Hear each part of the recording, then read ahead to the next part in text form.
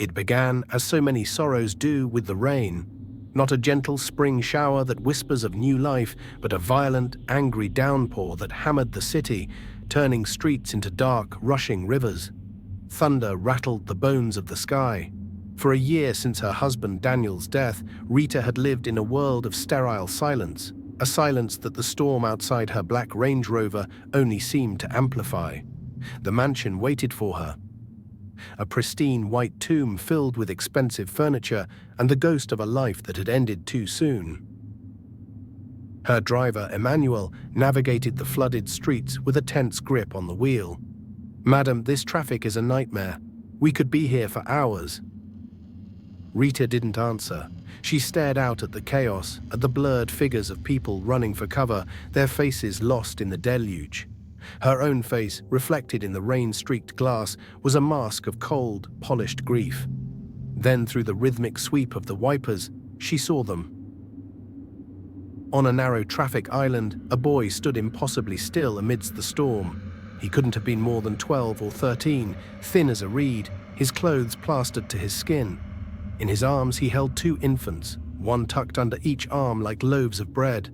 He wasn't shivering, he wasn't crying out for help, he was just standing there, his head bowed as if in prayer. A strange, discordant wail cut through the drumming of the rain, a sound that was sharp and wrong, like a badly tuned instrument mimicking a baby's cry. It pricked at the edges of Rita's composure. "Pull over," she said, her voice startlingly loud in the car's quiet interior. "Madam?" Emmanuel glanced in the rear-view mirror, his brow furrowed with concern. "It's not safe." "Now, Emmanuel." He sighed and eased the car to the curb. Rita didn't wait for him to open her door. She stepped out into the roaring storm, the icy water instantly soaking her silk blouse and tailored trousers. The wind whipped her hair across her face as she walked toward the boy, each step feeling less like a choice and more like a compulsion, a magnetic pull she couldn't resist. When she reached him, the wailing stopped, abruptly. The boy lifted his head, and Rita felt her breath catch. His face was serene, his eyes dark and ancient. There was no fear in them, only a placid, unnerving watchfulness. "Are you all right?" Rita had to shout over the wind. The boy simply nodded. "We are waiting." His voice was calm, too calm for a child caught in such a tempest. Rita's gaze fell to the infants. They were wrapped in thin, soaked blankets. They weren't crying anymore. They were just staring up at her, and their eyes... Her heart seized in her chest. They were hazel, a rare light-flecked hazel, almost golden in the strobing headlights of passing cars. Daniel's eyes. It was impossible. A trick of the light, a figment of her grief-addled mind. But the certainty of it was a physical blow. "Who are you?" she asked, her voice trembling. "I am Malachi," the boy said, "and these are Asher and Elara." The names felt strange on his tongue, like words from a forgotten language. Rita felt a dizzying sense of unreality, as if the world had tilted on its axis. "You have to get out of the rain, all of you. Come with me." Malachi didn't protest. He didn't show relief or gratitude. He simply followed her back to the car, his movements fluid and deliberate. As Emmanuel held the door, the warmth from the car's interior seemed to recoil from them, the air growing instantly cold and heavy. The smell of damp earth and something else, something metallic and faintly sweet, like old pennies, filled the space. Back in the car, the silence was absolute. Emmanuel drove, his eyes nervously flicking to the rear-view mirror. Rita stared at the twins, now nestled on the seat beside her. Their hazel eyes, Daniel's eyes, remained fixed on her face, their gaze too knowing, too steady for infants. Malachi sat opposite them, his hands resting in his lap, a silent, watchful guardian. He began to hum, a low, dissonant tune that seemed to vibrate in Rita's teeth, and as he did, he traced slow, deliberate patterns on the babies' foreheads with his thumb. When they arrived at the mansion, the head housekeeper, Vicky, rushed out with an umbrella, her cheerful face falling the moment she saw the children. "Madam, you're soaked. Who are these?"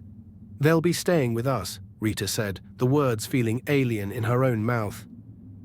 As they stepped inside, the grand light-filled foyer seemed to dim. The warmth from the hearth seemed to shrink away, and the scent of lemon polish was swallowed by that same damp, earthy smell. Vicky shivered, rubbing her arms. "There's a chill in here all of a sudden." Malachi, holding the twins, refused to let Vicky take them. "They must not be separated," he said, his tone leaving no room for argument.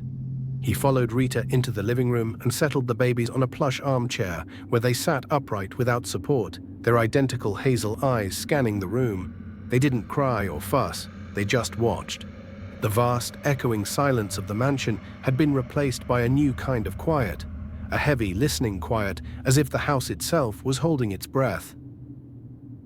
The days that followed were a slow, creeping decay of the familiar. The house, once Rita's sterile sanctuary, became a place of subtle dread.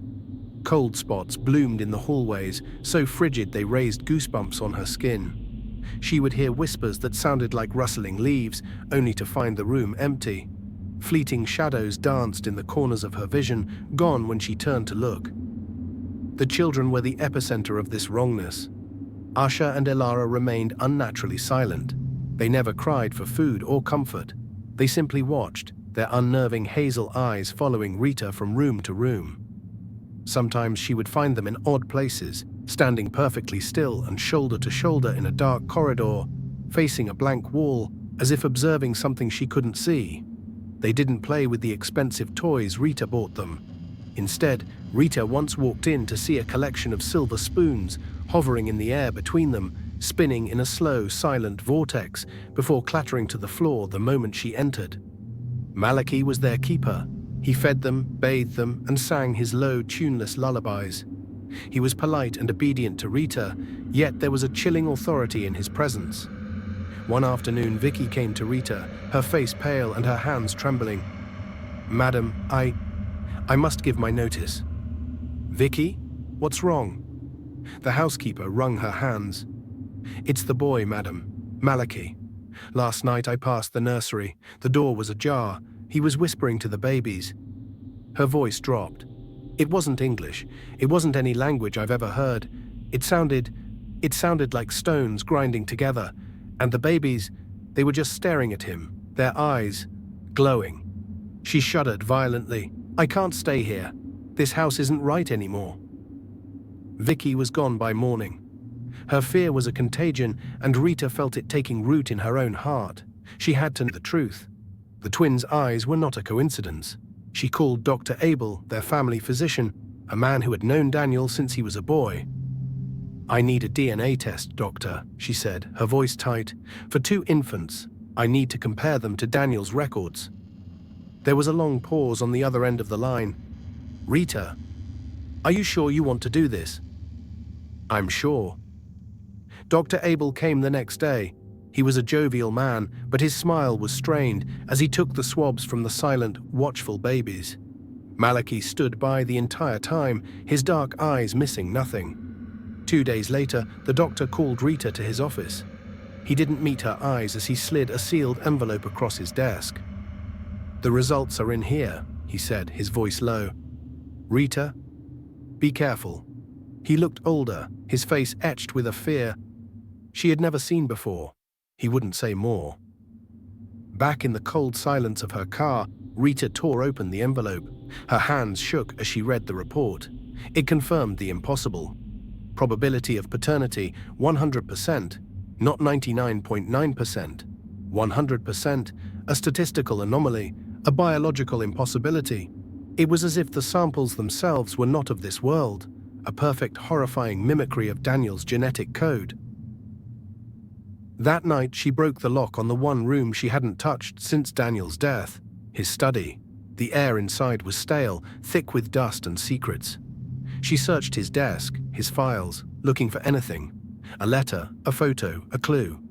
In a locked drawer at the very bottom, she found it.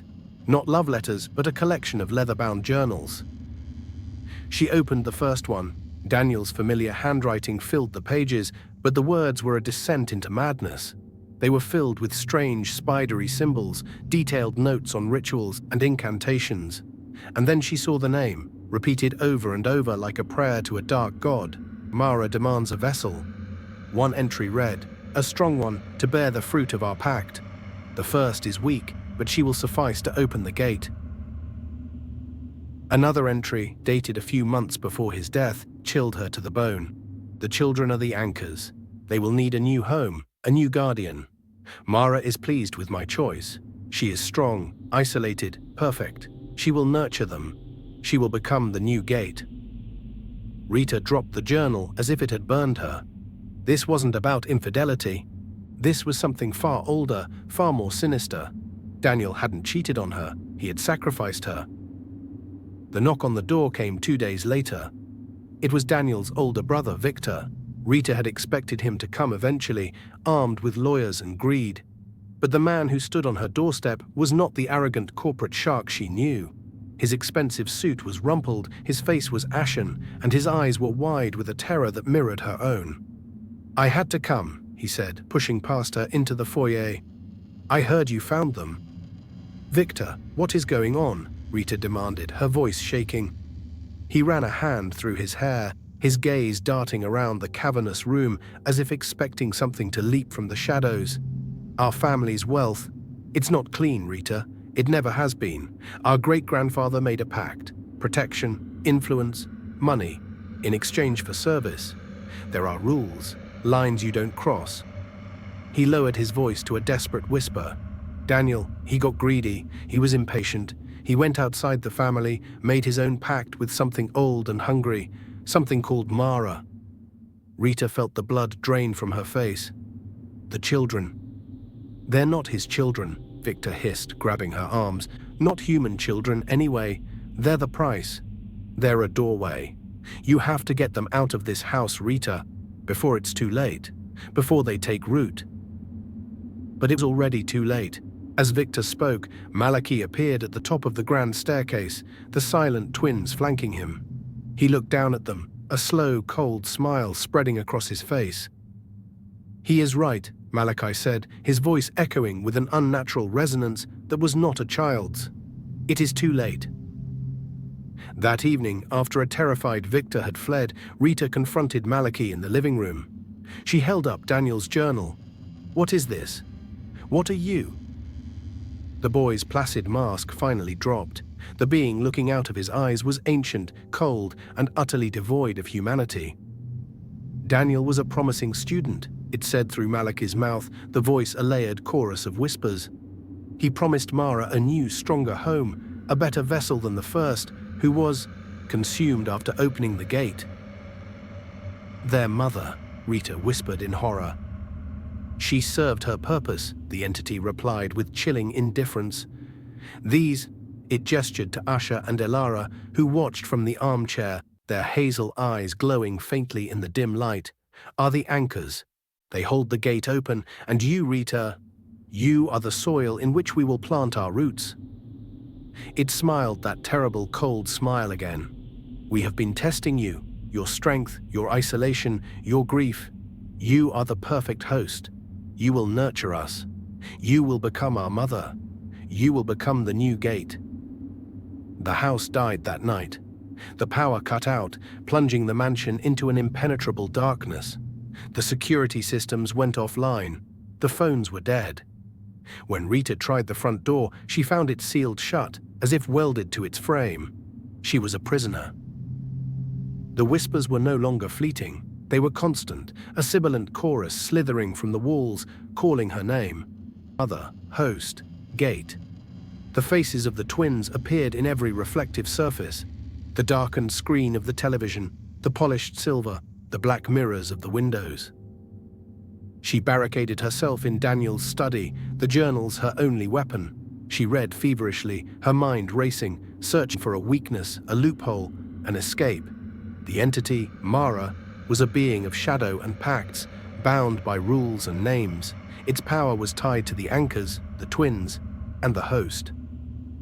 The anniversary of Daniel's death arrived with a palpable sense of pressure, the air in the house growing thick and heavy, charged with a malevolent energy.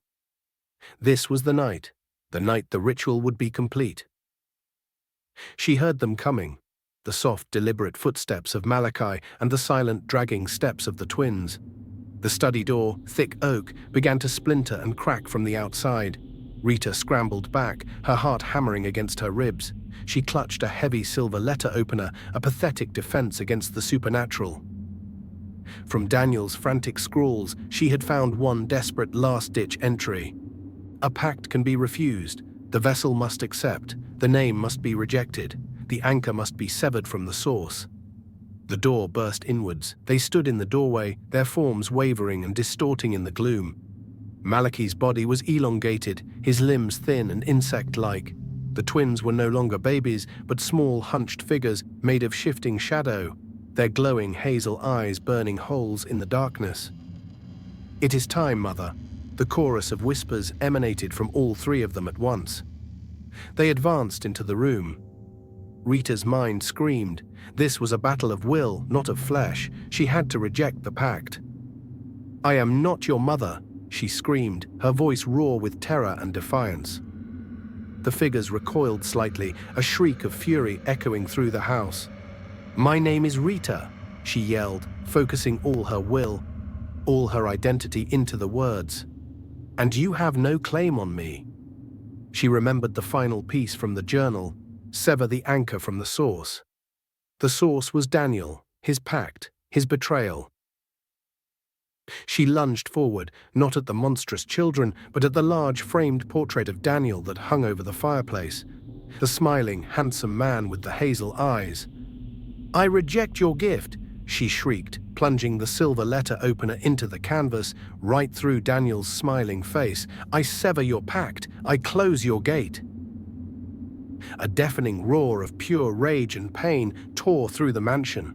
A vortex of black energy erupted from the children, pulling at everything in the room. The journals, the furniture, the very air was sucked towards them. Rita clung to the heavy desk as the force tried to rip her from her feet. The house groaned and shuddered around her, windows shattering, plaster cracking. Then, as suddenly as it began, it was over. The vortex imploded, and with a final dying wail that faded into nothing, they were gone. Silence. A true empty silence. Rita succeeded, but the victory was a scar on her soul. The mansion was a wreck, its pristine walls cracked and its windows shattered.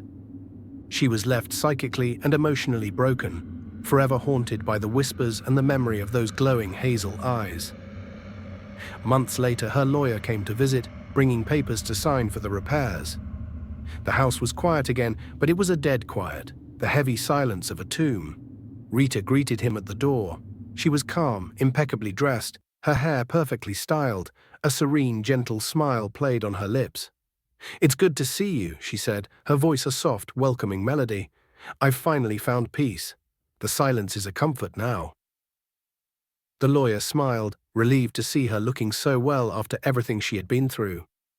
"I'm so glad to hear that, Rita." She turned to lead him inside, towards the dim, quiet interior of the house. "Come in," she said. "We have so much to discuss." And as she turned, for just a fraction of a second, her eyes caught the light. They flashed with a familiar, haunting, golden-flecked hazel.